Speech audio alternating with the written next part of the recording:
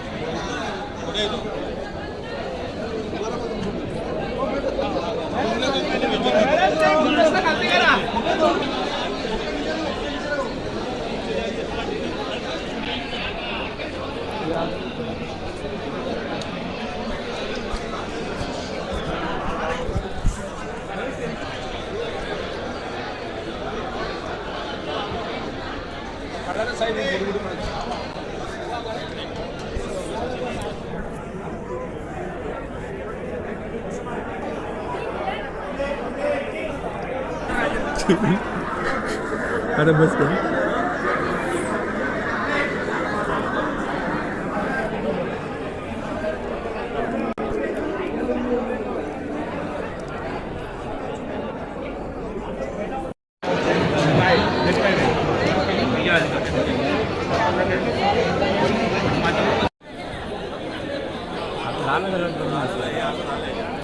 संपला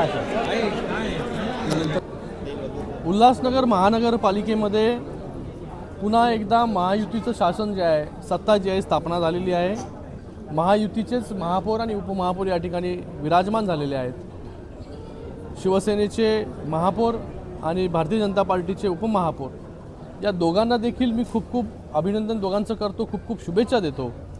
आणि महापौरपदी लाडकी बहीण या ठिकाणी विराजमान झालेली आहे। खास करून तिचं खूप अभिनंदन करतो, तिला खूप शुभेच्छा देतो की लाडकी बहीण योजना तर सरकारने आणली, पण आज लाडक्या बहिणीच्या हातामध्ये खऱ्या अर्थाने नेतृत्व देण्याचं काम जे आहे ते उल्हासनगर महानगरपालिकेमध्ये झालेलं आहे। आता मी कल्याण डोंबिवली महानगरपालिकेमध्ये गेलो होतो, तिथे देखील शिवसेनेच्या ज्या महापौरपदाच्या उमेदवार आता ज्या महापौर झालेल्या आहेत त्या देखील महिला आहेत, त्या देखील लाडकी बहीण आहे। आणि ठाणे महानगरपालिकेचा गाडा देखील लाडकी बहीणच हाकणार आहे।